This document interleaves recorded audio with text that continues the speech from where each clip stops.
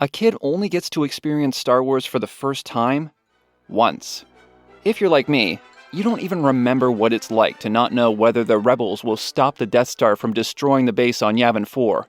You might not know what it's like to wonder whether Han Solo will be okay after he gets frozen in carbonite, or who's going to win the duel between Qui-Gon Jinn and Darth Maul, or what's going to happen in the Clone Wars. You already know all these things, and you're never going to unknow them. But a kid can live all that for the first time.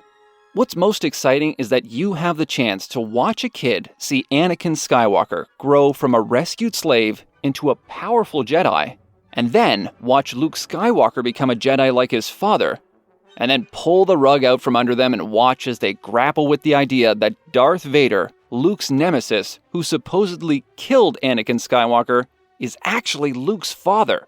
Only then do you show them what ultimately led to Anakin's fall to the dark side. And finally, they get to see that Luke doesn't follow the same dark path, but brings his own father back to the light. Now that's a saga. By showing episodes 1 and 2 before episode 5, the viewer can be led to believe that Anakin Skywalker is a great hero, every bit the hero that Luke is. In Phantom Menace, Anakin is an innocent little boy, and nothing short of altruistic.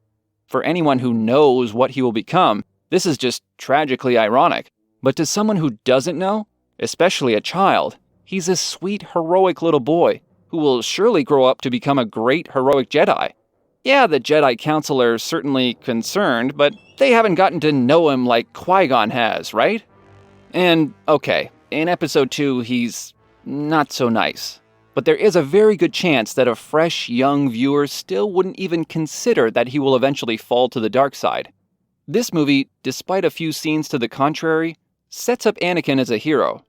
I know he's not exactly the best behaved Jedi, and anyone who knows what road Anakin is heading down will see the obvious early signs of his descent to the dark side. But even with Anakin breaking the code to have a steamy romance with Padme and going on a little bit of a killing spree after his mom dies, I don't know if a new viewer would see this as a fall to the dark side. What does it even look like when someone falls to the dark side? The Sith don't make romantic banter with their girlfriend in the middle of a fun action scene, right? Anakin just had a bad day, right? I believe that kids are not used to on-screen heroes committing that level of betrayal. Even when Anakin does bad, scary things, and they understand he's doing things he's not supposed to, they trust that he is a good guy, and that's what he's always going to be. Why would he be the main character if he's a bad guy? And Anakin does not like the Sith at all. He says he's going to make Dooku pay for all the Jedi that are killed on Geonosis. You're gonna pay for all the Jedi that you killed today, Dooku. How could he become a Sith? He even gets married at the end of the movie. Bad guys don't get married, right? So they come out of seeing the movie believing Anakin is, and always will be, a great Jedi hero.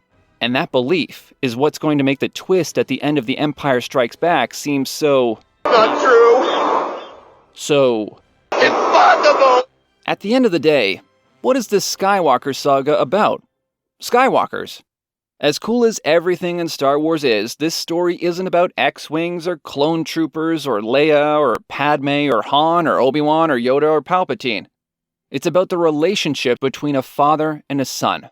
Specifically, the tragic fall of the father and the heroic redemption of the son. So why not present these movies in a way that presents that relationship in the most impactful way possible, with all the best twists intact? So I originally thought, why not just watch the movies in chronological order except move episode 3 to just after episode 5 and just before episode 6?